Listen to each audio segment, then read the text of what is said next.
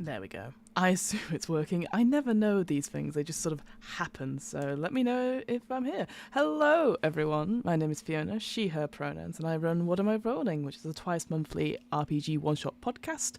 I'll tell you what, before I went live on the stream, I was just checking things over and I was like, oh God, the mic isn't working. It's because I hadn't plugged it in. So there you go. That's where my brain is at today. Hope you're all doing well. This is an ongoing series where basically Too Long Didn't Read Tabletop RPGs, which has basically been born out of the last couple of weeks of me just trying to find something to do on streaming and just get used to streaming, and maybe it'll come into something, maybe not, but it's a new skill to add to my tool belt, so to speak. But also makes me read all the RPGs that I have. If you're like me, somebody who has a lot of RPGs that they want to run and they just don't know, they get overwhelmed by running them, I'm not sure if it suits them, etc. This is the place for you. So read along with me. It's more of an accountability thing for me, but more hopefully some fun stuff for you as well. Let me know in the chat, any questions you have, anything like that, before I go and just chat away for the next hour or two. It's quite a short one today, but thought, why not do something? Because I did Alien, the starter set, on Tuesday. Which obviously is a horror sci-fi thing, which is like, a bit grim on the edge of space, so to speak. So I thought today of all things, I thought we'd flip it around a little bit. So we're going to look at something which I have no clue about. I haven't read anything about it. I know the game designer in Crescent, Yversberg. Again, I'm really bad at pronunciation, so that is on me there. But Buttonkin Games, we're going to be looking at Drama Llamas today. So I'm going to flip over, as super professional as I am. There we go. So you can get Drama Llamas on itch.io. I'll put a link to it in the chat so folks can have a nosy at it whilst we're talking about it. But yes, so I first found out about this game, she says try to do two things at once, by the game here, and then I bet it's now going to be like, oh, you can't put URLs in the chat. But yes, so I first heard about this game through Girls Run These Worlds. So it's a woman-owned, women-run studios where we run tabletop RPGs for femme-presenting groups, like full casts. And this is where I first heard about it, because as you can see on this itch page, they do live plays of this game. They did not live it with Ivers doing stuff for them. I only caught like the littlest bit of it, but it seemed really fun and really exciting.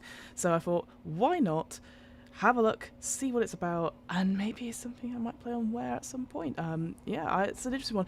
I'm not particularly, I'm not particularly a reality TV show fan, which is what this RPG is sort of based upon. But I am a bit partial to like The Apprentice or The Great British Bake Off, that sort of thing, where it's more of a structured format, and there's a chance for things to go wrong, and there's certainly to have certain people's archetypes come up with a sort of comeuppance, so to speak. So so let's have a read about what it says on the itch page. So Drama Llamas is a narrative-driven tabletop RPG about reality TV competitions. Easy to plan and easy to play, this game contains everything you will need to create or recreate the reality franchise of your dreams. Oh man, already I want to do like an Apprentice-style game.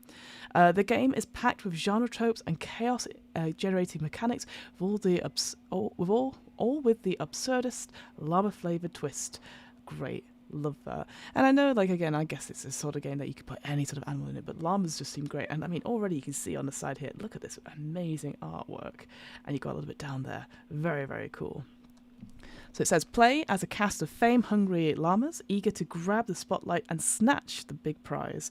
You'll complete challenges, create drama, form alliances, sabotage your fellow contestants, and expose your deepest, darkest secrets. Keep an eye on your drama score, though. Toxic llamas never prosper. Amazing. I did have a quick check because there was a reference sheet, like a cheat sheet reference sheet that came with the PDF, and it had this little bar at the bottom which did say villain edit at the end, which I'm really looking forward to understanding what that is about. So the gameplay. So this is a D6 based GM-led system, ideal to 3 to 5 players plus a GM. The game is 90% roleplay, 10% strategy, and 0 combat. Thank God. Phew. Oh, in brackets. Unless the drama gets really out of hand. Oh. Drama Llamas is playable as a one-shot, but it makes an even better short campaign of 4 to 6. Yeah, 4 to 6 games or episodes. Very cool. Very cool. The aim of the game is to steer your llama to victory by competing in challenges and generating drama with your fellow contestants. Each game session is structured like an episode of a real show, with confessional interviews, love that, a host giving out challenges, and guest judges commenting on your efforts. So proper RuPaul's Drag Race as well. Fantastic. Or even Big Brother, if you ever watched that at the beginning. Challenge wins are decided by dice rolls, which are heavily modified by the choices your llama has made whilst interacting with their competitors and co-stars. Fantastic. So yeah, and yep, there you go. You can see the link to the Girls Run These Worlds thing. I will pop that in chat as well. Link to Girls Run These Worlds actual play. There we go. So yeah, so do check that out. Obviously after this stream, it's very, very cool. So yeah, that was. Oh, that's cool. So that particular actual play was the Populametry contest. Well, again, I would have been rubbish at that already out. I can't pronounce the name. Where our 4 lovely llama contestants competed to be the next big llama influencer. Very cool, very cool. And already you can see some of the spreads on this side here. I know that, I mean, look at that already. Oh, we better just get straight into it. But yes, so do check them out. I've put the links in the chat, so check them out as we're running. And you can tell I've already owned the game.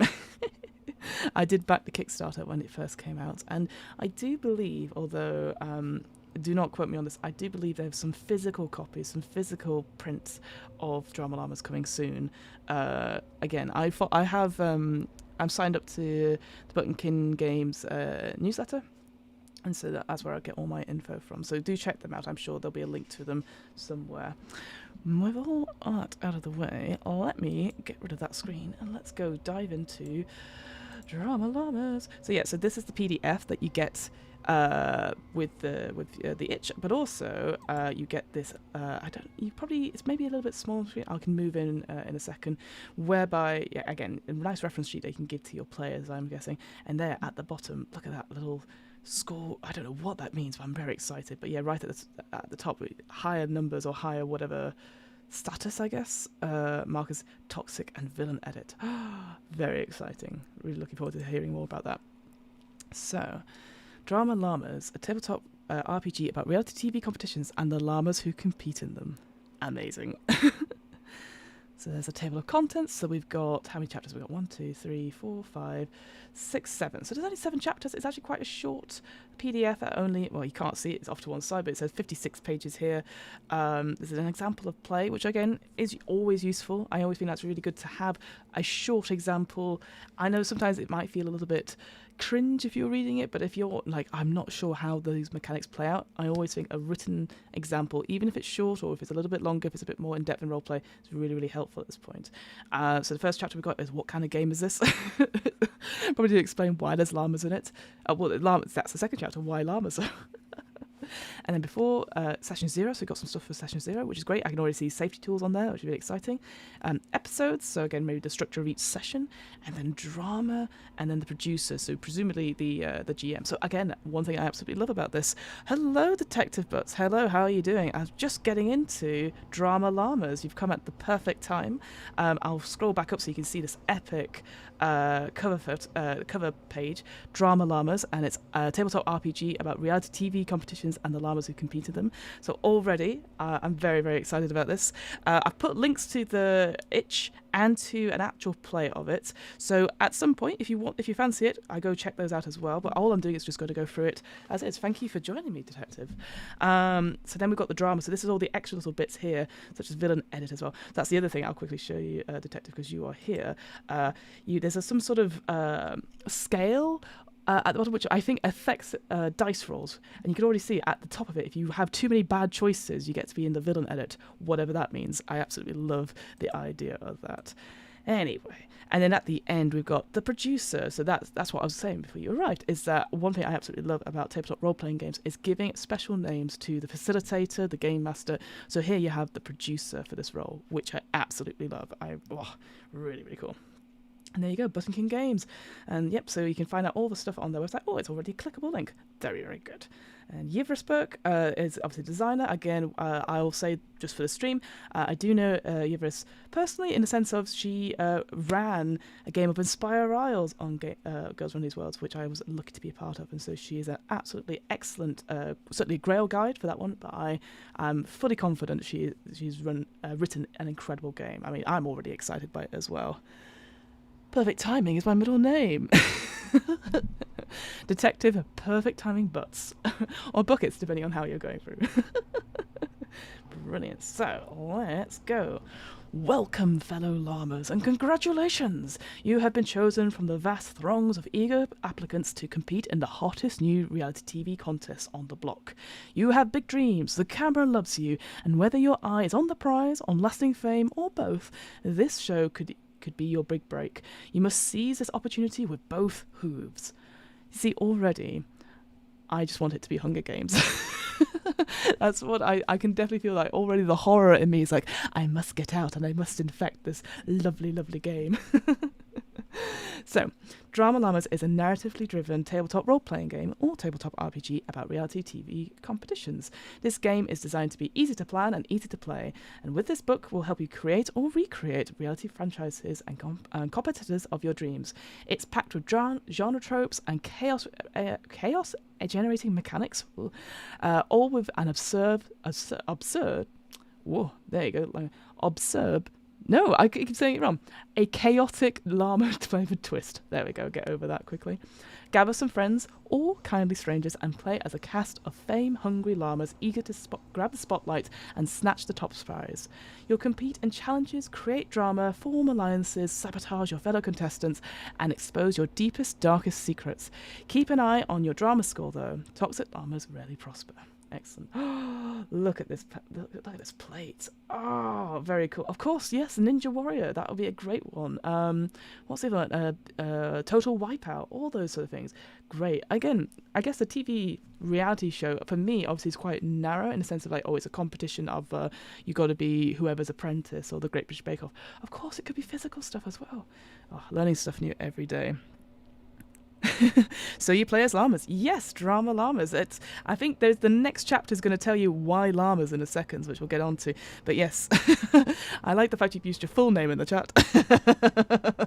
Definitely going to hunt you down and do something bad. So, moving on. So what sort of game is this? So it is a story-driven, GM-led tabletop role-playing game for 3 to 5 players. If you don't know what that means, keep reading on. If it all sounds familiar, feel free to skip the section. We all should know what a tabletop role-playing game is where we all improvise a story, and we're playing different characters that aren't necessarily ourselves, but they can be. There's no problem with that. And it's lots of improv stuff, and there's going to be a dice mechanic involved for this, that we know. But it also says here that you can have playing cards, coins, block towers, etc. to decide the outcome of the actions the players take. Cool. But what is a story-driven tabletop role-playing game? Because I think sometimes that gets missed a little bit. It emphasizes characters' interactions and collaborative storytelling over common elements in tabletop RPGs, such as combat and resource management. Great. I mean, I'm a big fan of that sort of thing. I do think sometimes I would rather that the story succeeds. Like, you always move the story along rather than going, oh, I'm over-encumbered. You know, like, I feel like you should be over-encumbered if it helps the story. What's the thing they always say in like horror films, like no one ever goes to the bathroom, and it's like, well, is it important?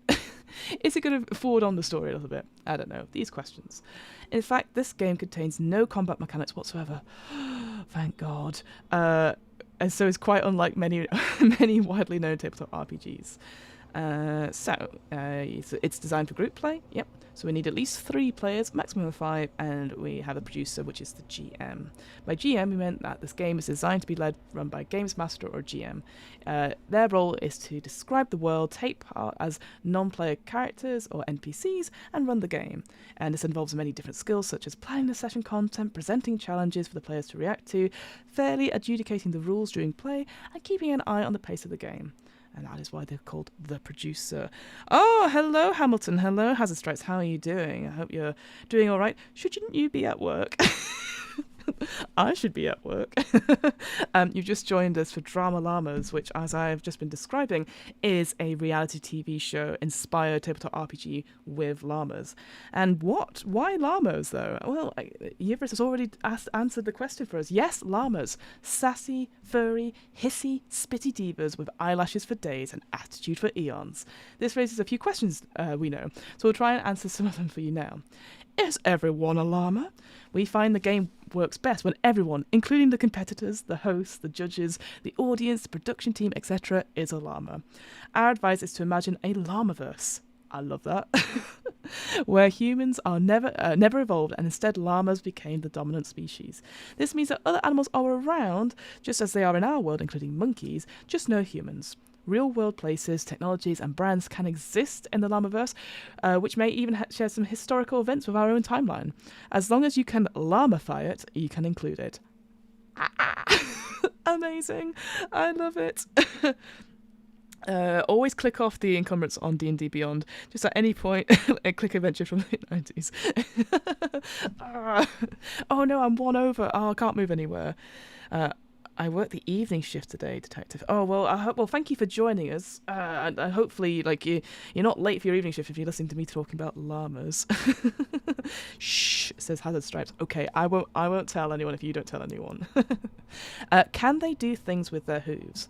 Yes, is the answer. All kinds of things. They can dial phones, type on keyboards, apply lipstick, and write love letters with fancy feather quills. They can do whatever the majority of humans can do with their hands. We don't know how exactly, but they figured it out, so don't worry. That same sort of logic is also in the My Little Pony tabletop RPG, because there's another question but how they don't have thumbs? And it just goes, shh. Shh. Don't think about it too hard. Does a celebrity or brand exist in the Llamaverse? Only if you can make a llama-themed pun with their name. For example, the hottest social media platform in the Llamaverse features short video content, memes, and dance trends, and is called Clip Clop. Amazing. In the 80s, there was a big pop star named La Madonna. If llamas want mediocre coffee, they might stop by their local Star Hoof. The worse the pun, the bigger the fun. This is something I 100% will get the players involved with, because my small brain can't think of too many, but already I love Clip Clop as a thing. I don't use Clip Clop in real life because I find it's too much for me. I'm one of those people that will get the content on Llamagram about a month later. But look at this, and they're like, oh, we know, we've been there already. Llamas are also famously probably the softest animal ever, as alpacas too. Yes, indeed, detective. Well, we, it's just me on the stream. I live very close to a place called Mudshoot Farm, and they have llamas there, along with various number of animals. It's just across the way, and they are incredibly soft. But they're also incredibly standoffish, so it's very lucky if you get to stroke one. Can I be an alpaca? Well, there we go. We courageously defer to the producer of your game to resolve the thorny issue of whether alpacas are close enough. Ditto camels and goats. Ooh, I think alpacas is okay. I feel like camels or goats are a little bit one step too far, but that's just me personally saying. Although I love the idea of having a all goats drama llama session, but I think you need it to rhyme. That's what you need it to rhyme, in my opinion. Love a great pun. I know you do. I know you do, Transit Stripes. I rode a camel once. They're super soft, very unexpectedly. They look very cool. They look terrifying, though. There's an episode of The Apprentice recently in the last series where they had to sell these cool packages of things to do, and one of them was a camel ride. So they have to test their own camel ride first, and one of the contestants fell off because they obviously quite tall. The way they get up is one bit at a time and stuff. It's very, very cool on that front. Again, look up Clip Clop, the famous Clip Clop. Oh, and even the logo is very much like a llama. Oh, very, very cool. The artwork, I will say the artwork in this is really good. I know that the game was delayed a little bit because some of the art was missing, but honestly, worth the delay, because look at this. And I love the little interior art as well, with the little hoof prints going across the page, very cool. And I love how pink it is. I'm a big fan of, I'm not a big fan of pink myself, but I think with it's sort of making a comeback, right? Barbie is everywhere right now, right? So it's nice to have something like pink and soft. It's not like a hardcore game, so to speak. Mine kept trying to murder other camels. Oh dear, Hamilton. Oh dear, oh dear, oh dear. So, before the game, session 0. Before beginning a game of Drama Llamas, you should meet the group for a session 0. This is your chance to figure out logistics like times and dates for your games. I mean, ideally, you should have already done that. That's not a session 0 thing. That is a before we do anything thing. For players to create characters and for the producer to pass along any details of their plans that their players need to know. As a group, you should also do your best to ensure everyone has a good, mentally healthy time at the table using safety tools. Excellent. That's actually probably one of the shortest, shortest, like, hey, here's everything you need to do in session 0 I've seen for a while. I know this is going to sound really, like a really old Fiona thing. The writing's really big, and it's like a nice font as well, so it makes it a lot easier to read aloud. So thank you. My eyesight is going. I'm supposed to go to the opticians. I've been putting it off for ages to do an eye test. I know it's going to have changed a little bit. It sounds like a lot of work. On the goat, feel that one llama should be able to rise to the level of goat, like Pokemon.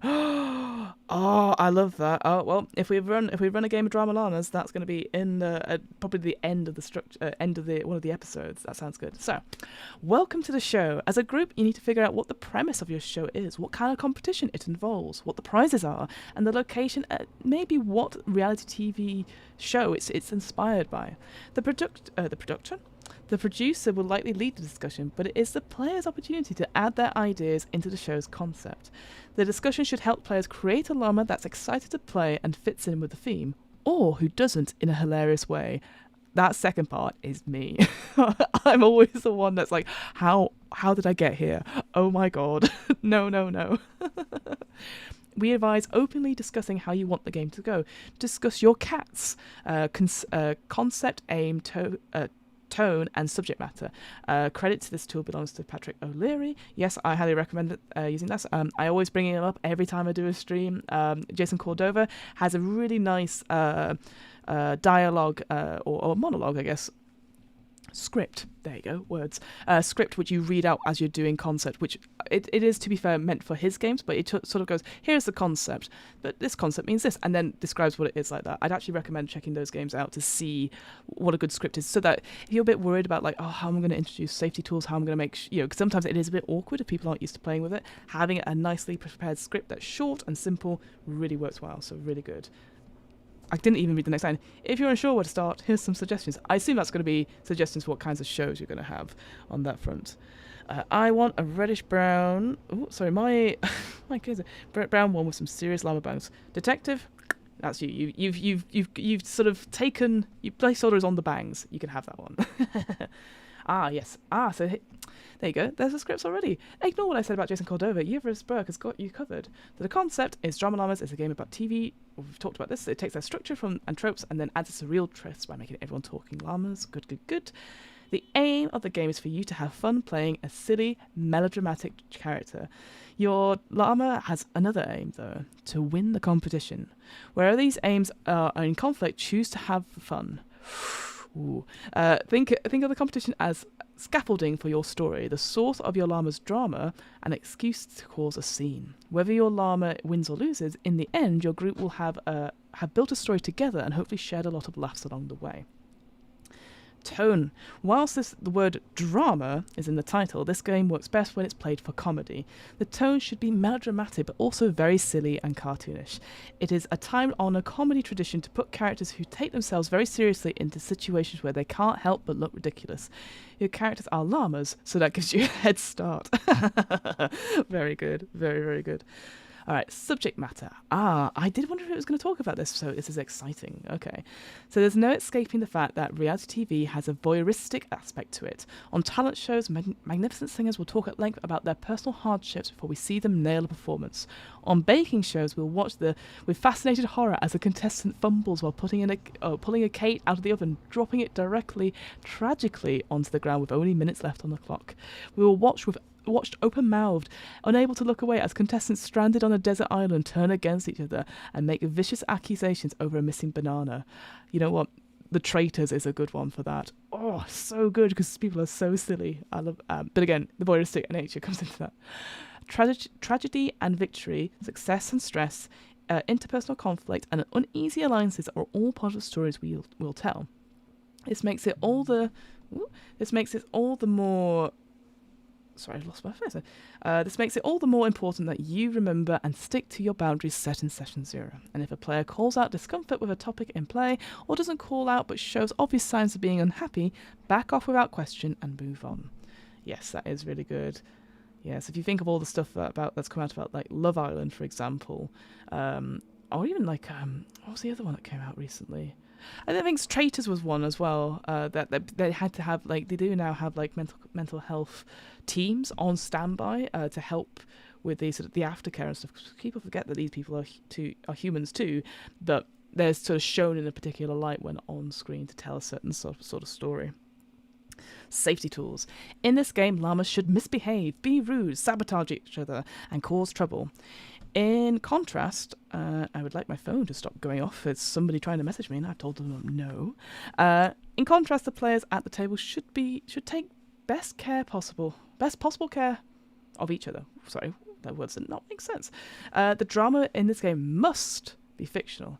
Don't bring anything real to the table, especially real-world conflicts, real-world prejudices, and oppressive power dynamics. By this, we mean, for instance, fat shame another llama. Invent llama sexism for the sake of a joke. Respect each other's boundaries and pause play if everyone seems genuinely upset. If it turns out they're just a really good actor, then great. If not, change the script and move on. No game is more important than the people playing it.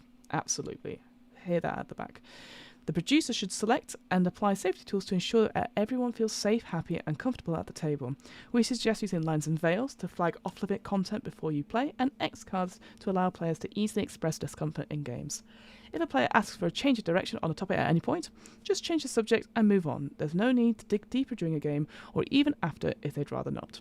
100% agree. I definitely use X cards primarily because that's the quickest, easiest one just to stop the game. And lines and veils are very helpful just to bring that stuff around.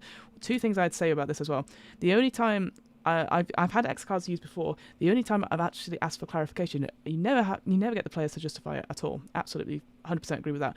But you might ask them to say which element they want to get rid of, because sometimes it really is not obvious if you've got lots of different elements. Just like, which element?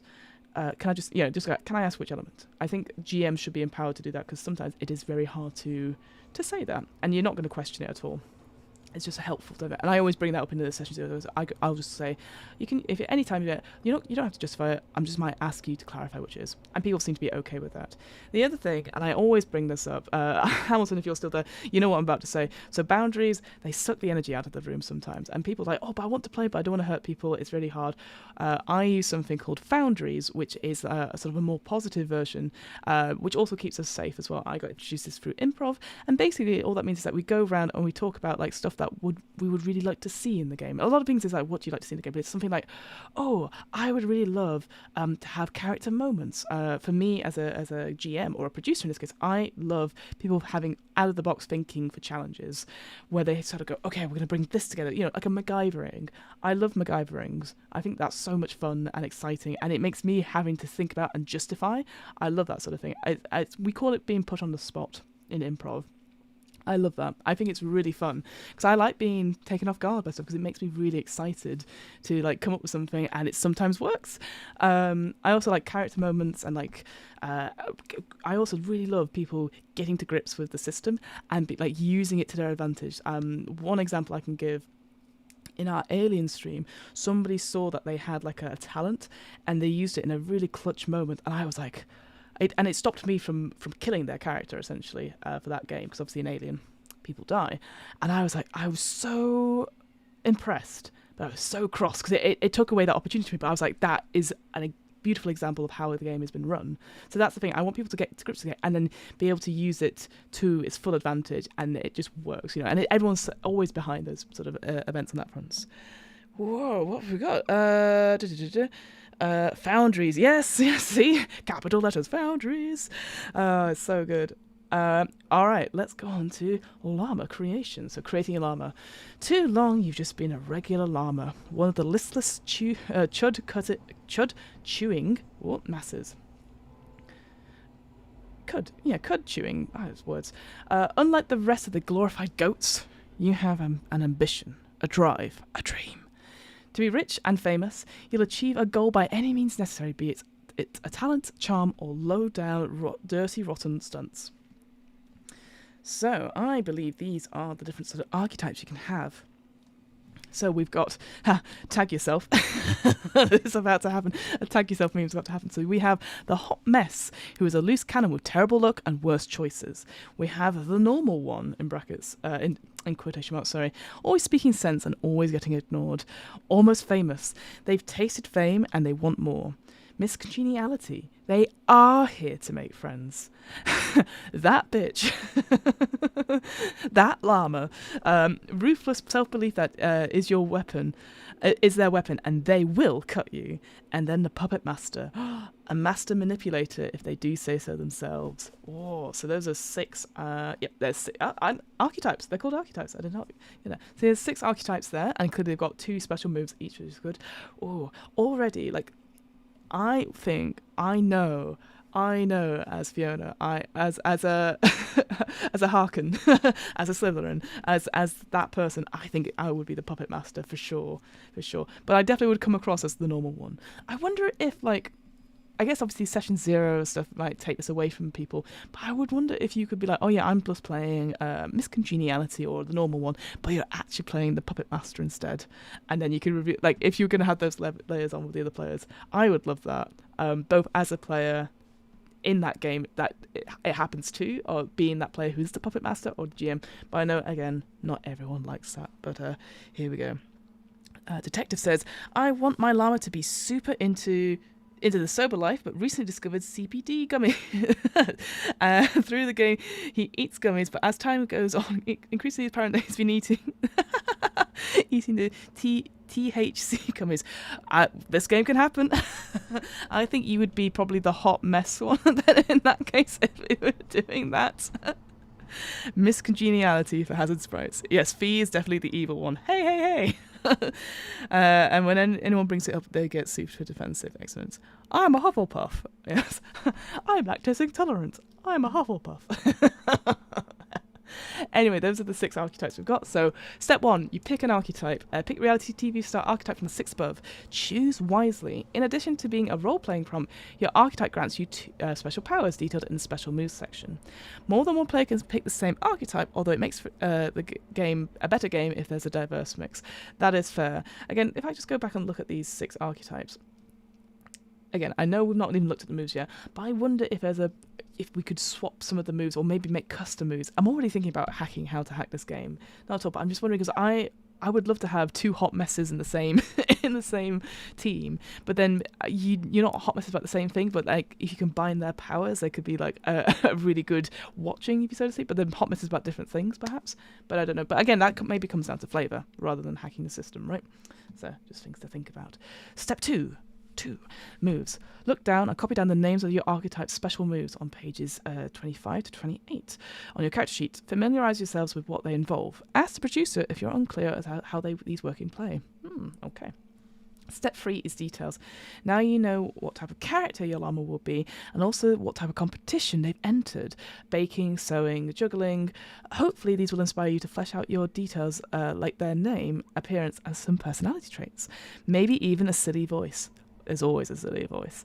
You don't need a lot to get started, but you should be ready to help your fellow players picture your llama and begin to interact with them. If that's it for character creation, that's bloody brilliant. Easy. So that's the next pick up. Go. I'm going to zoom out again because I want to see this. I really hope, I always say this about every single like bit of good art that I see. I really wish they were available for like posters and pictures and stuff like that. That is so cute. Oh, and the colours are so bright on it. So good. So good. Alright, episodes. What a Slytherin response. Look, I'm so guilty. I have a stomach allergy and psoriasis. Oh no. Oh no. Which house are you in? Oh, you're in Hufflepuff. I remember now. I shouldn't laugh, but I've just did so. That's why I'm. Maybe I'm not the puppet master. I am that bitch. All right, starting an episode. At the start of your sessions or episodes, it's important to set the scene. To figure out how this is done, we've taken to figure out how to do this, we've taken inspiration from existing shows on human television. In your first session, you'll improvise a teaser trailer and then do a round of confessionals as a way to start the scene. From your second episode onwards, you go straight into confessionals as a way to recap and set up some of the action. Okay, at the start of the first episode, you should perform a voice-over introduction for your llama, giving their name, their archetype, why they're here, and why they're going to win. Nice, simple, straightforward. I like that. And here's some examples. So, hi, I'm Avril, and I'm that bitch. I'm here to slay the competition and show everyone who the queen bee is. I'm going to win because I'm willing to do whatever it takes. I'm not here to make friends. Amazing. Hi, I'm Ched, and I'm almost famous. You may already follow me on Installama. The haters say I'm totally bogus, but I'm here to show that I'm generally all about relaxing with my bros, chilling with my peeps, and partying hard with my squad. I'm going to win because these folks can't resist these dimples. This is great. This is great. This is great. During or after your voiceover, describe a montage of footage of your llama. This can show them going about their everyday life, spending time with their loved ones, or practicing the talent that brought them onto the show. Whatever you choose is fine, as long as you include the llama's appearance in the description. So a really good example of this, actually, is if you watch any British Bake Off or the Great British Baking Show. They always write, the first couple of episodes, they always cut to Mandy enjoys cooking with his partner in Norwich, and then you see like that sort of thing there. God, massive car stuff going on outside the house. I'm so excited about confessionals. I love doing stuff like this, bits to camera. We do it in improv all the time, the idea of doing monologues and stuff, and loads of people really hate doing it, but I absolutely crave them. And maybe I'm just a very egotistical maniac in that sort of sense, but I just think they're so cool to get like 1 or 2 minutes out of you just talking to camera and giving exactly what your inner thoughts are as a character. Love it. Alright, so in confessionals, nearly all reality TV shows use short clips from private interviews with their cast, sometimes called confessionals, to add humour, insight and balance to the on-screen drama. In this game, the episodes begin and end with confessionals. So yeah, again, I think the best examples of these, obviously, the Big Brother, obviously, not Desperate Housewives, that the Housewives ones, Housewives of Orange County or whatever, Salt Lake City. I don't watch them, but those ones, not Desperate Housewives, because that's an actual TV show, isn't it? Oh dear, oh dear. At the start of the very first episode, after the teaser trailer, the producer will call for confessionals and ask each llama to give their first impression of one of their fellow contestants. At the start of the following episodes, the producer will instead ask the llamas to comment on the events of the previous episode or talk about their strategy for the coming game. At the end of each episode, the producer will ask the llamas for confessionals about a moment from the game so they can provide their perspective on it. The finale episode, these confessional interviews can be extended and used to describe what the llamas got up to after filming the show, providing the groups on closure on their stories. So again, Bake Off does a really good one of those. You know what, actually, RuPaul's Drag Race, again, some really cool ones. I think, because this is the thing, I would imagine that it's almost like a two-sided. It's a 1v1 interview with the producer talking to them directly.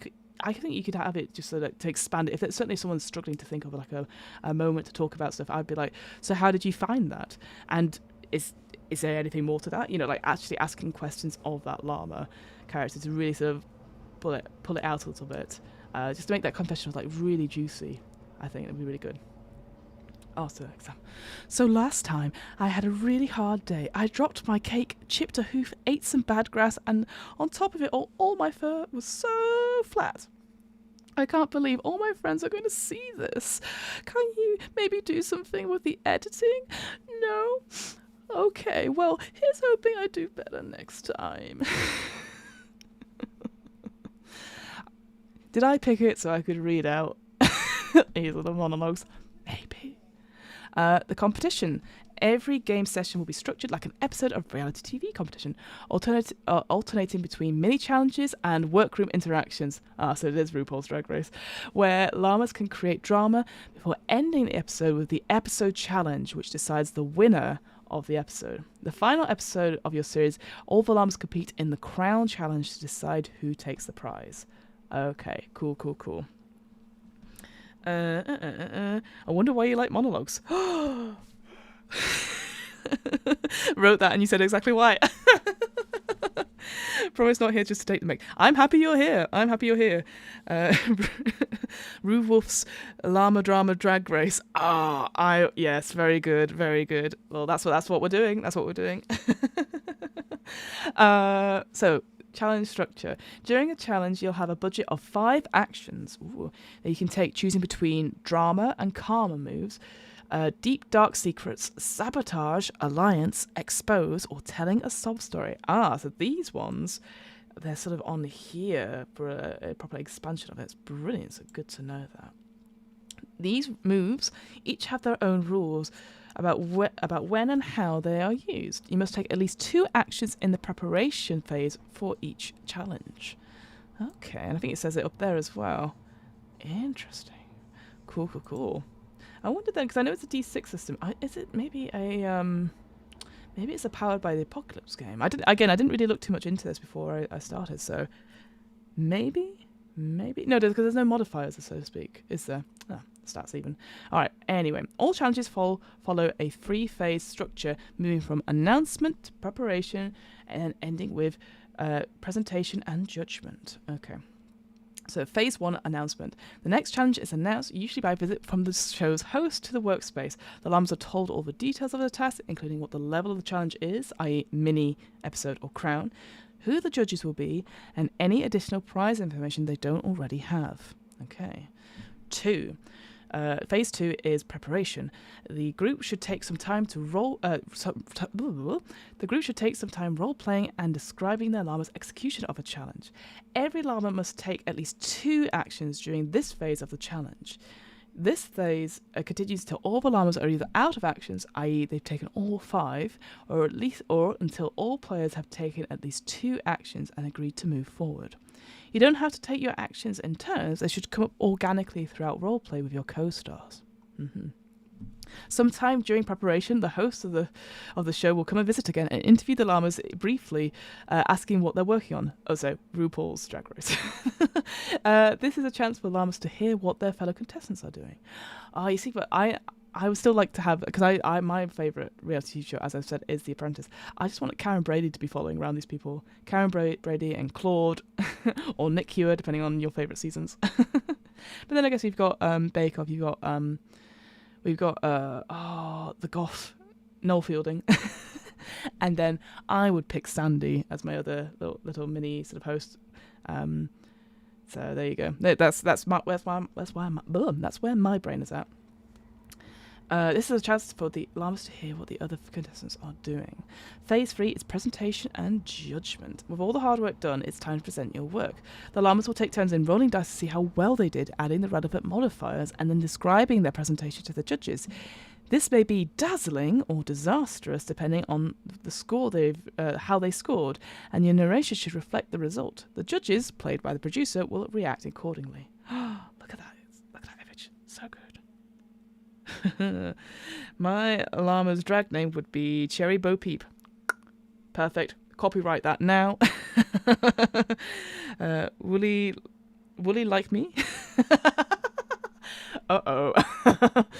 I feel I've got some converts on this channel. All right, challenge scoring. Your llama's performance in a challenge is largely decided by the dice. Each player rolls 2d6 and then adds the dice results together. Sixes explode, so if a player rolls any sixes, they can choose to roll the dice again and add it to their total. For example, Prancy rolls a 3 and a 5, so she has a total of 8. However, if she rolls a 3 and a 6, she has a 9, and then she re-rolls one of the dice, she might get another 3 for a total of 13. Once the dice are all tallied, llamas must then apply the relevant modifiers for the current challenge type to increase or decrease their score. See the tables on the next page for all the relevant figures. There are some moves which allow the scores to be altered after they've been calculated, so we'll cover these as we move on. Excellent. Okay. So clearly the higher the score, the better it is. Like, okay, sublime, life-changing, a religious experience. 9 to 12 is a solid attempt with solid results.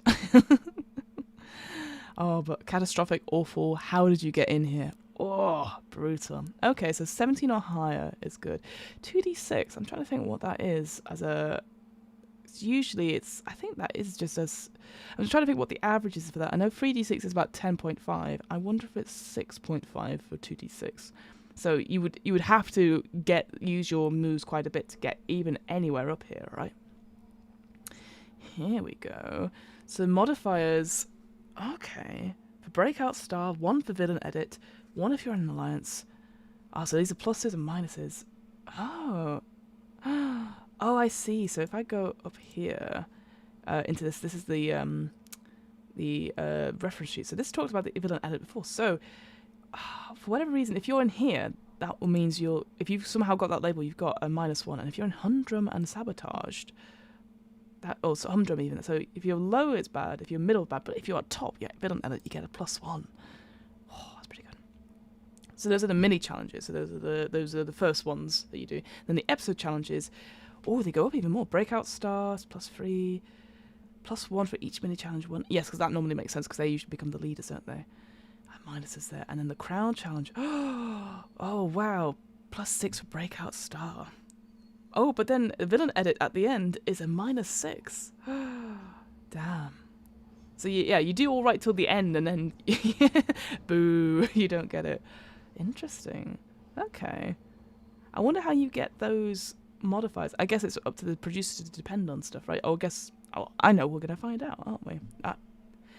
Drama, there we go. Oh, very good, guys. Alice Packer, Candy Cotton Wool, Llama Ferrari, Ho Llama Love, Mama Llama, Mama Llama Ding Dong, I think you'll find. That's her full name. But I'm not going to read those all out. Do this in your own time. All right, drama. Oh, you thought this competition was about talent? Think again. This is showbiz, baby. The one thing that matters is your ratings, and you can't win the competition without also winning the audience's attention and adoration. To do this, you'll need luck and just the right amount of drama, and only one of these things is remotely under your control. Every llama has a drama score, measured on a 13-point scale from humdrum, there we go, humdrum through to relatable, past the coveted breakout star. Oh, so breakout star's there. 8. Oh. All the way through to toxic, and all the way up to the highest level drama, the villain edit. Every drama starts out as humdrum with 0, with points of drama out of a possible 13. As you play, you will make moves which will add or remove drama from your score. Keep a track of your drama score and inform the group when it changes. So this is going to be an individual thing for each player. Okay.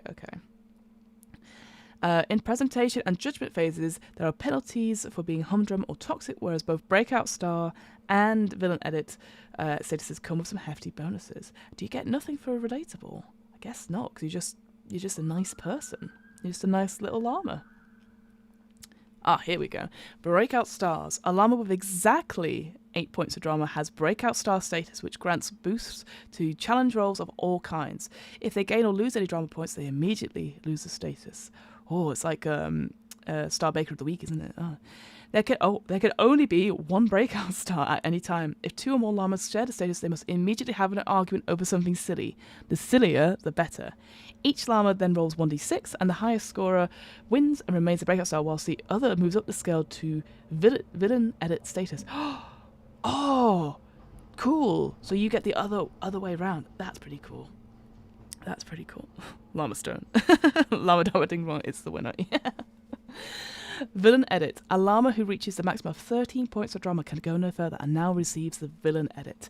This sounds scary, but it's not all bad. Reality TV loves its villains and showers them with attention in a way that almost feels like approval. Due to their high entertainment value, they're often protected from failure up to a point. The villain of the show will receive the same challenges rolls boost as a breakout star up until the final crown challenge of the season. If the villain doesn't turn their story around before then, they'll receive a heavy penalty on the final roll. Unlike breakout stars, there can be multiple llamas with villain edits at the same time. Amazing. Once you have this status with 13 points of drama, you're maxed out your scale and can't go any higher. Any additional drama you gain through moves just simply goes away. That makes sense. Drama and karma moves. The simplest way to add or remove drama from your llama's score is to use drama moves and karma moves. The writing in this is just, I love it. I love the rhyme. One of the hardest things in the world, I think, is to rhyme and to do good puns and all that sort of thing. Even if we go, no, like a bit of a groan afterwards. I love this drama. It just makes it really easy to remember as well. When your llama wants to increase their drama score, they can pull a drama move, which usually involves intentionally seeking to annoy, embarrass, or bamboozle their co-stars. For example, I want to pull a drama move, so I'm going to move up alongside Prance to say, "Oh my god, gross! One of your fleas just bit me." Once you've described your character's action, the producer will ask you to roll 2d6. If the results total 7 or higher, you succeed and then get to add +2 to your drama score. You can also add an additional point of drama for every 6 you've rolled. So if you roll 2 6s, you would add 4 points of drama in total. Oh.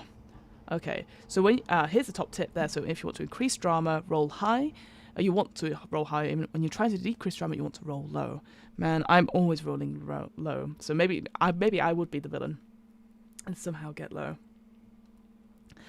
Now let's say you got a little bit overexcited throwing out drama moves and your score has gotten a little high for comfort. Maybe you've become toxic. You could try pulling out a karma move to decrease your drama. Oh, okay, cool. I want to pull a karma move and try and make amends with Prancy. I sit down next to her and say, "Hey Prancy, I'm really sorry for being rude before. Turns out it was just a mosquito bite. Friends, besties, for life." The producer will ask you to roll 2d6. If the total is under 7, you succeed and remove 2 of your drama score. You can also remove an additional point for every 1 you roll. So if you roll 2 1s, you remove 4 drama points. How do you know when to roll? Very good question, it says here. Not every interaction with your co-stars will require a roll. Drama and karma moves are deliberate attempts to manipulate your drama score. It is open to some interpretation, so the producer would have to watch closely for rolling opportunities and call them out when they see them. However, they're only one human pretending to be a llama. I am just a producer standing in front of you, pretending to be a llama, asking for your love, telling you it's a karma roll. So if you want to really roll a move, it's okay to speak up and explain your intentions for the group. Absolutely. I have no problem with people breaking immersion to get what they say across, because I know I am the worst for communicating what I'm trying to do. So I will definitely try to be as immersive as possible and then be like, what I'm trying to say is I'd like to do an insight check on that front. Oh, we're still going. I love it. Dolly Llama Parton. Is that the Dalai Lama? Is that 2 on the nose? I mean, I'm here for all of them, don't worry. Dolly Parton is definitely a sheep. Well, a cloned one. Indeed. Very good. 100%, just to say that Dolly Parton. Yes, Dolly the sheep was the first cloned one in the UK, I think, on that front. But we're here talking about llamas, guys. Say, look at that image there. Another cracking image. Special drama and karma moves. Every archetype has 1 special drama and 1 special karma move, so it fits perfectly with their character archetype. Oh, so that stuff I said before about maybe you could swap and change? Forget I said that. If they're special to that character type, that makes sense. When you use one of your special archetype moves, you have an advantage on the roll, and it means you can roll 3d6 and remove the least favourable result from the total. Oh, very cool. I love that. So let's see for the 6 moves with 6 archetypes go up. So hot mess first. Special drama move is wild rant. What's happening? Whose shirt is this? Actually, I don't care. Have you seen my dog? I bought him this morning. Wait, that waiter stole him. Out of nowhere, you begin ranting and raving. No one knows what you're talking about or why you're talking about it, but you absolutely do not care. Love it. Their special karma move is I've been there. If there's one thing I've learned through my crystal enema meditation recovery program, it's this. Recounting one of your many terrible life choices and its outcome. You're either empathizing or putting things into perspective. Either way, it might just help. Amazing. So the normal one's special drama move is called Cross the Line. How dare you? Don't talk to me, my son, my sister, or my stepfather-in-law ever again. You've heard that someone's been saying something that they shouldn't have about you or your loved ones, and you get uncharacteristically hot under the collar. Love it. Their special karma move is Shoulder to Cry On. That's all right, hun. Just let it all out. You offer a sympathetic ear and some solid advice to your co-star, knowing perfectly well they won't listen. Amazing. Miss Congeniality's 2 moves. We've got their special drama move is Ugly Cry. Why can't we just have a nice time? You can't take the stress anymore and burst into ugly sobs, throwing what might be your first ever tantrum or your 1,000th. The special karma move is Do Unto Others. Here, let me help you with that. We're all in this together. You'll just do the same for me, right? You help another contestant in their hour of need. Maybe they're grateful.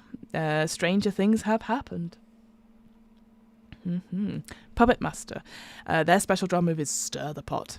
You're so great. I never did believe those rumours about you. You share or create a rumour about a fellow contestant just for fun. Yes, good.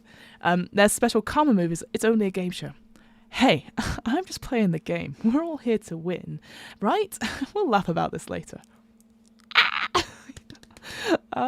You remind everyone that you're just trying to win, same as everyone else here. It's nothing personal. Love it. Is that a book crystal joke? I'm all in now. Absolutely. Brilliant. Yes. I recommend having something to eat, detective. Go for it. That bitch. Their special moves. We've got the drama move is Ruthless Stunt. This is my house now. Your bed, mine. Your man, mine. And give me those shoes before you leave. You pull something outrageous and get away with it. Your castmates watch helplessly in awe and horror. Special karma move is Offensive Charm. I'm not wrong, but if I were, then you'd be totally right to say so. I've always admired that about you. OMG, are we best friends? You use your sheer star power to charm your opponents. Are you being genuine? Does it matter? Very cool. All right, and then the final archetype, the almost famous we've got, their special drama move is Scene Steal. This one's off my new album. It's now on iHooves. Amazing. You seize on a lull in the action as an opportunity to promote yourself your much more important work outside the show. Their special karma move is Name Drop. You remind me so much of my good friend, Llama Drysand. Oh, I get it. Llama Drysand. Truly, she'd love you. You dazzle your fame-hungry opponents with celebrity name drops of dubious veracity. Veracity. However you say that word. Brilliant. Other moves. So drama moves and karma moves are your simplest options for grabbing the spotlight, but sometimes you want to mix it up a bit. For this, you'll have a handful of other chaos-creating options. These can all be used in the preparation phase of a challenges to meddle with the potential outcome, whilst a couple can alter your scores during the presentation and judgment. Okay, so that's quite cool. So I guess the drama and karma moves, they are easy ones for you to do, but I guess you could do ones that aren't necessarily tied to your character type. So that's what they were saying before. That's good to know. So here's the first other move. So Deep Dark Secret. Sometimes the dice rolls will not be kind. Maybe you'll just succeed beyond expectations on a drama roll and wind up becoming toxic, or a rival llama will just roll just right and become the breakout star. You might sometimes wish that you could just simply undo that last result. Well, sometimes you can. Once per episode during the preparation phase of a challenge, you can steal the limelight by revealing a deep, dark secret, ensuring that whatever happened in the moment before ends up... Oh, wait. That whatever happened the moment before ends up on the editor's cutting room floor. In effect, you'll erase a previously successful drama or karma move from the episode, but not from the other llama's memories, undoing any changes in the llama score that resulted from it. You can use this to erase either your own or another llama's moves. You don't have to roll to use the move, but you must reveal your secret directly after the move you want to erase, with no moves or significant narrative events in between. Okay. But what to reveal? On your character sheet, on the last page of this book, you'll find several prompts for secrets. Alright, well, we're on page 29 now. We'll go look at it in a second. These are intentionally vague and should be easy to adapt to most llama characters. When you reveal a deep, dark secret, you should make it your llama's own by filling in the details from their life and explaining how the cast and crew had come to find out about it. Perhaps the other llamas overhear you having a heart-to-heart with a camera llama. Perhaps your castmates all receive an email from a mysterious source. Perhaps you just blurt it out in a moment of stress. When you're done, mark the secret you revealed on your character sheet. Remember, you can only reveal one deep dark secret per episode, and you can't reveal the same secret twice. Alright, well, we're on page 30. Oh, look at that picture. So good. Alright, well, let's skip. So that's page 30 we're on now. So I'm going to skip. I want to see these prompts. Oh, well, hang on. First of all, let us just take in. What a great character sheet. Oh, nice, simple, all one. Oh, we've got some conditions here as well. I love it. And then you got the drama score there. So let's see what kind of secrets we've got. Secrets. Oh, so you went to school with one of the other llamas. You hope they don't recognize you. You have a seedy criminal past which has yet to come to light. You have an embarrassing niche hobby or interest that doesn't fit with your public persona. Oh, I love that. An aspect of your appearance which you are most vain about is actually fake. You are a fan of one of the judges, or super fan of one of the judges. There may be a shrine involved, or a cult. A club. If you win the competition, you plan to use the prize to do something morally questionable. You have a rich and or famous connections who have given you unfair advantages in life. You were once famous for 5 minutes before something which you wish everyone would forget. Oh, for something you wish everyone would forget. You have an unusual phobia which could give your competitors an advantage. You've been cheating all the way through this competition in an ingenious way. How cool is that? That is incredible. So cool. I love prompts like that. We've got 10 in total. Ooh, interesting. I guess, yeah, I think as players we'd have to coordinate, like we can't all just suddenly reveal like the second one there. You had a CD criminal past that's yet to come to light in one episode. If everyone was going to do it, because that's the thing, everyone could do it. Love that. All right, let's go back. So the next move, so let me take some water. So I've been talking about it. We've been going for an hour. We've got through 35 pages, or 31 pages so far, so that's pretty good. All right. So here we have sabotage, sorry. Show business is a cutthroat industry, and sometimes you get to be the one doing the cutting. Once per episode, during the preparation phase of a challenge, you can try to sabotage another llama, giving them a penalty to their challenge roll. This strategy is not without risk, though. To sabotage, name your target and describe how you try to mess up their work, and then roll 1d6. On a 1 to 2, the sabotage doesn't work, and the target knows what you try to do, and you gain 2 drama. Ooh. On a 3 to 4, sabotage doesn't work, and the target doesn't notice what you tried. Or a 5 and a 6, the sabotage work, and the target has no idea what you did. So this is quite cool, because then you still get 2 drama, which could really help you, like along with your moves and stuff, to get you up into that space. So I quite like that as a result. I would love to hear the Bastards do this as like a Patreon bonus series. Hell, yeah, you know who to contact. I think I'm already really excited by this game because it's just silly, but also serious. There's there's a really cool way to ground it, and it's got real potential for characters already. I think as a producer, I'd have to make sure, maybe demonstrate some of the moves out first, because I think sometimes people get a bit scared about, I've got all these moves and I don't know what to do. But, as long as people are cool to describe and get very confident and get in, I'd be like, oh, that sounds like a sabotage move, or that sounds like a drama or a karma move. So, yeah, that's the only thing I would say on that front, is that I love the setting already, and there's definitely open for players to collaborate and be like, check out my album on iHooves, or Installama, all that sort of thing. I definitely would do like a big brainstorming session beforehand to be like, how many llama puns can I do? Because everyone loves a good pun, right? So if the sabotage works, the targeted llama is marked as sabotaged. So that was on here. Yes, so a condition there on their character sheet.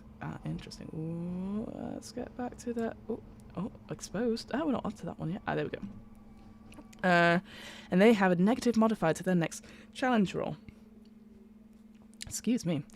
Sabotage doesn't stack and doesn't carry over between challenges. A single llama is either sabotaged or not. They can't be doubled or triple sabotaged.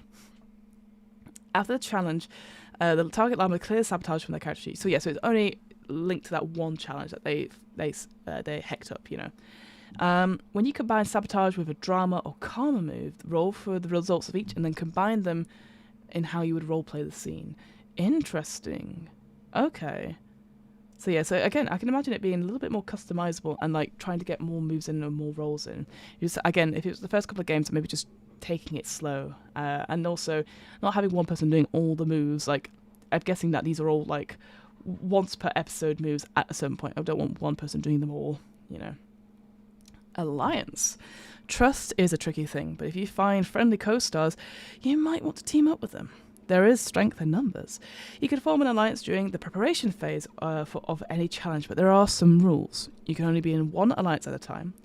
Alliances can't be larger than half the total number of players, i.e. the number of players in the alliance should not exceed the number of llamas not in the alliance. So that could be like group games, group challenges, I guess. Alliances collapse immediately if one member sabotages or exposes another. Any member of an alliance can leave at any time, although they have to tell their allies before they do. Alliances persist as long as they have 2 or more members and the other conditions are met. Ooh, so I guess it could go on for as long as you want, right? Maybe it is only in the preparation for the challenges. Okay. Llamas in an alliance get a positive modifier to their all their challenge rolls, and can optionally re-roll one challenge die during the presentation and judgment phase of a challenge. If you use this re-roll, you must tell the group how your alliance members helped you in the challenge, and you must accept the new roll. Nice, that's really cool. So so it could go on for quite a while. I wonder would it go over between challenges? Does it say that anywhere? So like if you were like episode 2, that mini challenge, and then you have the challenge all the way to the you do that first mini challenge and you do the presentation stuff. Could you then carry it over to the next challenge, the main episode challenge? Maybe. I'm sure it will say somewhere. Expose. Sometimes you get tired of gathering your own drama and you just want to give the gift of drama to somebody else. This in the spirit of generosity. Once per episode during the preparation phase of a challenge, you can attempt to expose one of your fellow contestants' deep secrets. Announce your intentions and tell everyone who your target is, and then roll 1d6. On a 1 or 2, no one believes you, and you gain 1 point of drama. 3 to 4, no one seems to hear you. The cameras weren't even rolling, you lose 1 point of drama. Or on a 5 or a 6, everyone believes your story, and your target gets 2 points of drama. Decide collaboratively with the target llama, which secret you want to expose and what the juicy details are. The target gets to decide whether it's true or not, and whether they'll admit to it. Either way, they mark the secret on the character sheet and lose this option. Contestants who have already been exposed or revealed a deep dark secret in this episode are immune to being exposed. Right, so you've got to target someone that hasn't had that already. Interesting. Sob story. Are you really toxic? Or are you just simply misunderstood? Once, and once only, can you move your drama score to a relatable 7 by revealing a tragic bit of backstory which you may or may not be making up entirely. This move automatically succeeds unless you have the villain edit status, in which case you must roll 1d6 succeeding on a 5 or a 6. Unlike most moves, you can use sub-story during the presentation and judgment phase of the challenge to alter your challenge score by removing the negative effects from toxic and villain status. Yes, of course, because that happens all the time in RuPaul's Drag Race. Oh, very good. Oh, look at that image. What a great image. Very good. Okay, gotta go. See you guys. Thanks for finding these fun games. Well, always fun as well. Thank you, Detective. Hope work goes well. Thank you for being here.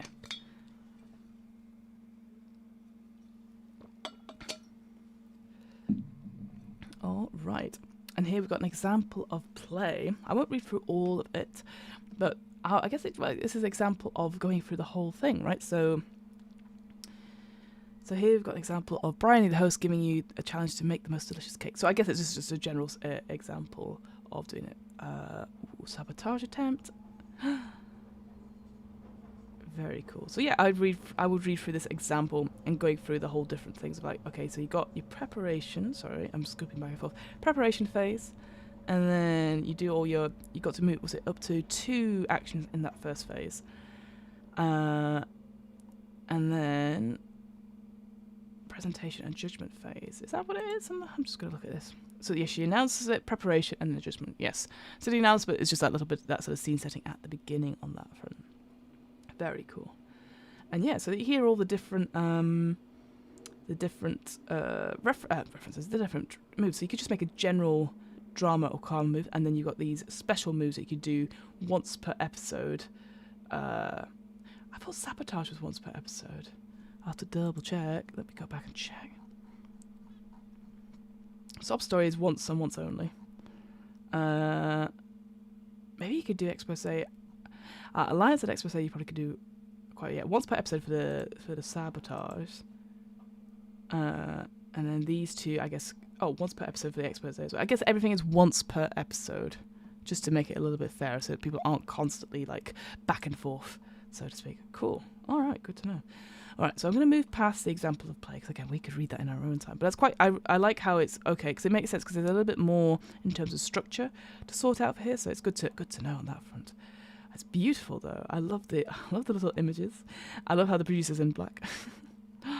Paul Hollycood.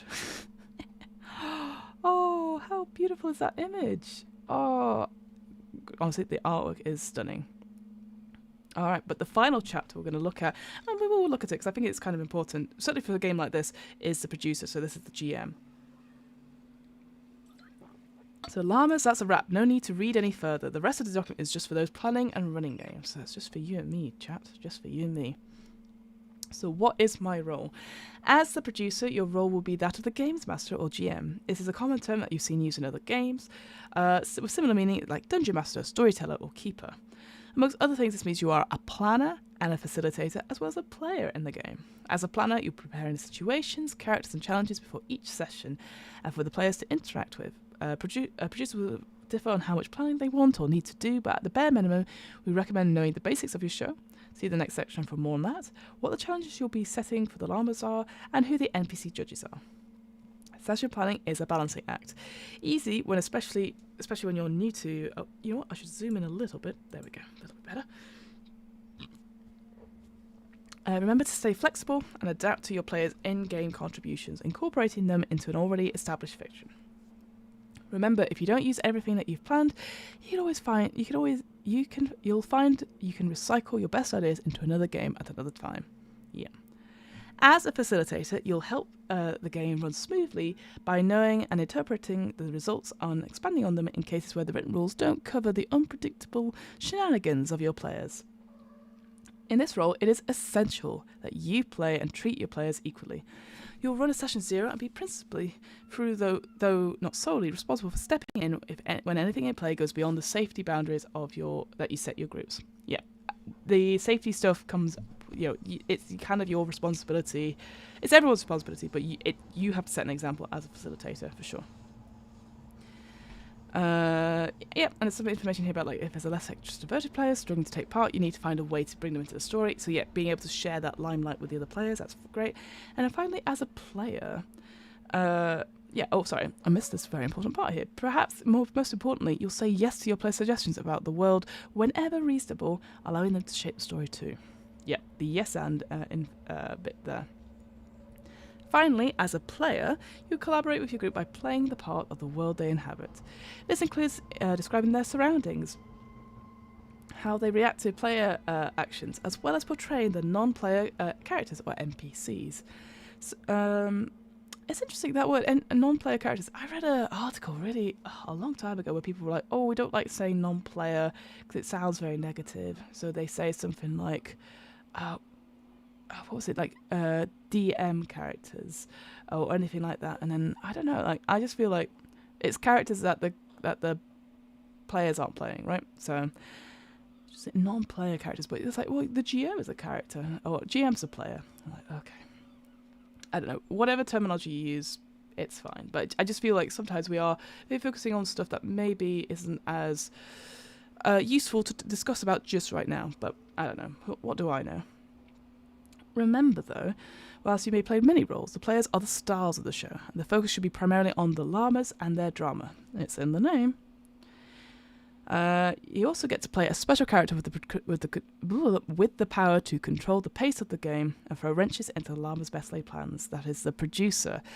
The producer isn't just you yourself reading the game; they're also a character in the world that you're creating. Nice. In Drama Llamas, you can step into the story and make suggestions. You can do this by the producer NPC, immersion behind the cameras and getting involved in the scenes, maybe directly making suggestions to your players around the table. Hey, would it be great to see Prancy and Ched have a heart-to-heart about their time in school together? The producer NPC's interjections are a powerful tool for helping quieter players join the action when the game has gotten a little bit chaotic or fast-paced, or to get role-playing going in the slower games when the group are struggling to think of sufficiently dramatic ideas, because it happens to the best of us. 100% sometimes I'm just like, I have nothing, so please help me. That's definitely coming from a GM point of view as well, not just from player point of view. Take care to always phrase the producer interactions as suggestions and be gracious if the players and their llamas don't want to follow up on them. That is absolutely fair.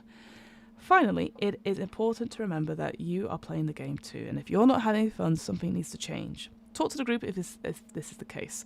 Perhaps someone could take a turn as producer, or maybe there are some tone adjustments that will make the game more fun for you. Perhaps your players could share some of the world-building load, describing locations and characters that come up unexpectedly during play. It's often a good idea to disclaim the decision-making and get everyone involved in what is otherwise the producer's responsibilities. The producer's role involves more work, but this shouldn't feel like a chore. 100%. I'm a big fan of getting my players to give details about the world that they are seeing so that they are connected to it and they're engaged in some way. Again, weirdly, I remember reading an article or a blog by someone who I still quite respect as a game designer, and they said, I don't like that. I don't like collaborating in games when a GM poses a question to me about their world. I just have come to play a game, so why should I be creating it? And I'm like, I feel like players who have that sort of attitude have like, I just want things to happen to me and then I make decisions, rather than like you could add something that will make it really special and stand out.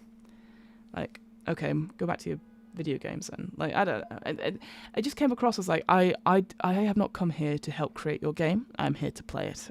I'm like, okay. I don't follow that blog anymore, as you can imagine. All right, so creating your show. We're going to line out a simple list of things that your reality show needs to be successful and entertaining. To start with a pithy bit of advice, consult the rest of your group about the basics, but make the details a surprise. Yeah, absolutely. So, the show needs a name, a competition theme, and a fabulous prize. All these things, especially the theme, are great to decide as a group since they impact the players' choices about who their llama character is going to be and what's going to motivate them. I mean, I've not looked at this, but I really hope there's some tables of suggestions. If not, there better be an expansion on this, because I think it'll be great to have something like that. And also like tables for NPC judges as well. That'd be quite fun. Just to help create things for you if you're like trying to come up with stuff on the fly. You might also want to decide coming up with the location, the characters for the host, and a panel of judges together. But these might have less impact on the character creation, and it might make good surprises in play. Things we always keep as surprise are the challenges you'll use in your episode, the celebrity guests, and any bonus prizes you might want to throw in as an extra drama to the challenges. You know, spa weekend in Skegness, anyone? Donkey holiday weekend in Dundee. No, the pony trekking holiday in Dundee will be mine. Collaboration is a beautiful thing, but the surprises are magical too. This game is all about tropes, so go ahead and steal shamelessly from real shows. Once you've settled on a theme for your show, for example, drag, glass blowing. Oh, of course, they've got the glass blowing one. That's so good. Cooking, survival. We recommend watching a few episodes of a similar show to get a sense of the challenges and episode structure they employ. The first episodes and season finales are particularly useful. And here we are. We've got some example ones then. Ooh, one extremely common reality TV trope we don't recommend playing with is contestant eliminations, because this will most likely wouldn't produce the best experience for the players in the home game. Stream games, however, could employ this to good effect. You could even use audience participation and voting. Safety first, though. Make sure whatever you're planning has your players buy in. A stream game, having the audience vote for it, or having like some sort of way that the audience can influence it. Great idea. I don't know if that actual play has that, by the way. I don't think it does. So here's some examples. We've got Can You Hack It as a survival competition. Bryony Love. The Great Llamas Baking Stuff. There's food competition. It does have Sandy in it. A Lamdy Tuffbigs. Field King, Llama Berry, and Paul Hollycood. Amazing. Oh, but it's only 2 of them. Oh, that's a shame. I'd hope there would be some more, but that's okay. Planning a session. Aim for about 2 to 3 hours with a 15-minute commercial break halfway through. Expect to get through 1 mini challenge on 1 episode challenge, or the crown challenge per episode. Yeah, makes sense. In the first episode, you need to make time for the opening vignettes and introductions, so you might want to skip the mini challenge and go straight to the episode challenge. Aim to initiate the final challenge of your episode with 45 to 60 minutes of playtime remaining, allowing the llamas to roleplay their work, execute the challenges, and roll for the winner with time to spare for reactions and confessionals. That's really cool. So yeah, I guess one thing I wish they, again, don't know if they have it, is actually a structure, but like, here's the episode structure, and just have like a diagram, just so you could have it there. It's just something to refer to as you're going. And the timings actually do make a big difference as well, especially if you're planning a stream game of this, I can imagine. So how do you come up with challenges? I was thinking just that. Watching episodes of similar shows with a notepad and pen is a great way to get ideas. But here's some examples. Excellent. So the Hack It one, you've got a mini challenge there. That's an obstacle course to get a key, which holds a puzzle. Mini challenge there of delicious use of grass based in an item. One thing I'd say, again, it'd be very tricky to do it, I think, with the baking one, but one of the games I played in recently, a Brindlewood Bay game, would be like, you give the players a minute to find a cake on the internet, and that is the cake they've got in their round. So I wonder if I get them to do a drawing challenge. That'd be quite cool. Of like what it looks like, etc. I'm a big fan of getting props like that. Planning a full series of drama llamas is essentially planning multiple episodes. If that feels overwhelming, it might be helpful to give each episode a theme. 100%, that makes sense. Another thing to consider, there's a little typo there, with a longer run of episodes is your finale. This should feel special with higher stakes, bigger challenges, and a suitably tacky award ceremony for the series winner. Think about how your crown challenge will up the ante from your previous episode challenges. And there's some examples there of the crown. Oh, and a little bit of the coronation ceremony as well. And then you've got the character sheet, and that is it. Oh, well, that flew by us. Just, an hour and a half tops? Fantastic work. So, overall opinion. I mean, I love it. There's so many ideas in here. I love how quick it is to come up with a character concept. I can imagine it being a really good game for people who are coming to role-playing games and haven't really played them before, but they love reality TV or something easy watching TV, isn't it? That's the thing with reality TV shows. Everyone's seen something. Everyone's watched Pop Idol, everyone's X Factor, all that sort of thing. So it's quite easy to put stuff together from that point of view. I hope that in the future that there may be like a little bit more expansion on stuff to help the GM, in the sense of like, let's have some tables of stuff. Like, I know it says like you could just mercifully like take stuff and then put it into, and make your own llama versions of it. But I think I always am a big fan of extra tables of stuff like NPCs, challenges, all that sort of thing. Like a couple of tables that you could roll on to make something would be great. They've got 2 examples at the back. I mean, fair enough, but it'd be nice to have a bit more on that front, I would say. I think as well, if I was going to make this like into a stream game, I would you know what? Taskmaster.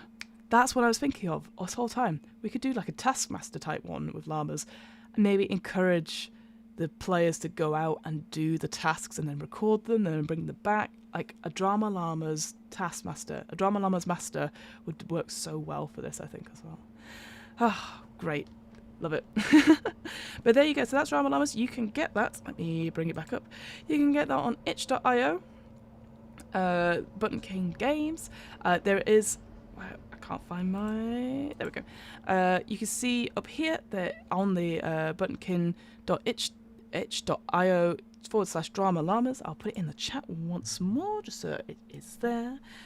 By Drama Llamas on itch. I swear, if I put itch.io, will it go in? Who actually knows? I mean, obviously, like I said, I'm a big fan of Yvonne's writing. Like, I think she's a great Grail guide, where she did Spirals for Girls from These Worlds. There's just something about this. It's the colour of it is inviting. It's really interesting. I'd want to play this. I absolutely want to play this. I definitely think it lays the groundwork for very creative gamers who maybe don't want to do the high fantasy or the sci-fi and do something silly and fun and something different. This could be an easy weekend away type game. Maybe it's one for if you've got like a birthday or something like that. And I just think I really want to bring that physical element of like a Taskmaster props or something like that into this game in some way. And I love the idea of eliminations on stream. There's so much potential here. I think, yeah, my only little bit of criticism would be like I would wish there were a few more tables perhaps for the producer if they're starting out to create something. But you know what? I mean, as the writer has said, it's very easy to port in your favourite game and just sit down and watch a few episodes as prep and then put that into and then just change a few things around and then do puns and all that sort of thing. What a great game. What a great game. Oh, thank you for those people who are still here. Thank you so much for listening to me talk about Drama Llamas. Yep, I really like this game, as I've said.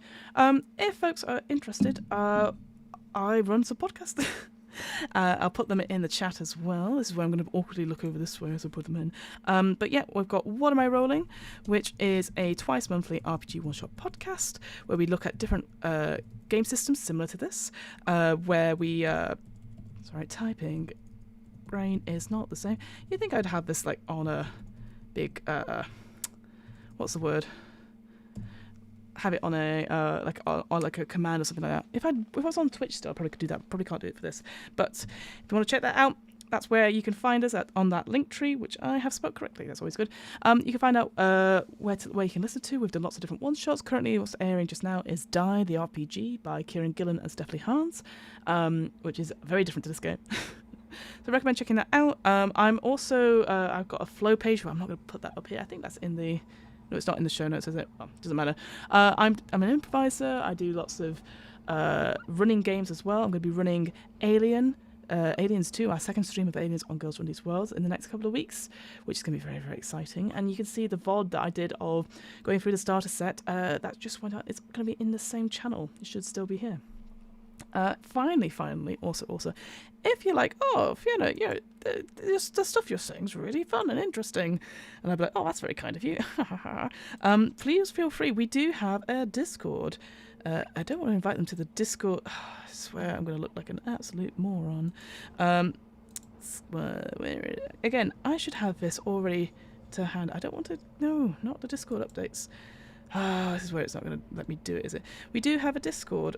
You know what? If I go to Fiona, be more prepared. You're stuffing up your stream. I know.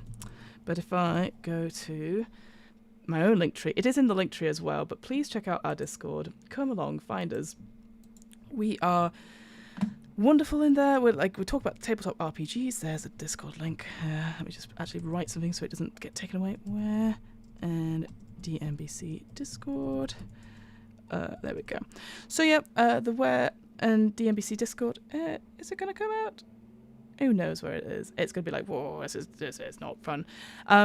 But yeah, I also run DM's Book Club, which is a D&D lore podcast where we do some reading of D&D and like what do we like about it, what we don't like about it. We just released an episode on Dark Sun, 2nd edition. Again, very different to this game. But really fun and stuff, and we've got a few more things planned. But in our Discord, if you want to check us out, the Where and DMBC Discord, myself, my co-host Hamilton, who's in the chat earlier, we talk all sorts of different things about RPGs. We've got a few events coming up. We've got a secret film club, which is so secret, very secret. We're going to be watching Dune at some point, and then everything all at once. Probably going to do those every couple of weeks to see how we go. We're going to do some more live events, probably on Twitch, and next week I've already planned what I was going to stream and read through, which I am very, very excited for. I'm so excited because I've completely forgotten what it is. Oh, Fiona, one day I'll be super professional. Let me see. Go to the events tab. So on Tuesday next week, same time, 5 p.m. BST, we're going to be going through Solemn Vale, a sort of folk horror RPG, my favourites, around a small town in England called Solemn Vale. So that'll be 5 p.m. BST on this channel. We'll also be then doing June, is the Secret Film Club's viewing on Hazard Stripes Twitch. At the end, and then on this time next week, Thursday, we're gonna too long didn't read tabletop RPGs. We're gonna be looking at Troika, the science fantasy tabletop RPG. I can't wait for that. I love Troika. I think it's really fun. And then finally, next Friday, we're myself, Hamilton, who's in the chat, and our good friend Taylor from Backwater Bastards are doing Dummies and Dungeons, a D&D quiz over at Actual Play UK's Twitch. Who knows what that's gonna be about? I have no idea. It's going to be a lot of fun, though. It's going to be a lot of fun. But thank you so much if you stayed this long. I really, really appreciate you. Have a good day. Read more RPGs. Go check out Drama Llamas by Buttonkin Games. Buy your own copy. And now I'm going to awkwardly look to see where I could press stop streaming or change the channel. And I'll see you next time as I awkwardly wave at the camera. Bye.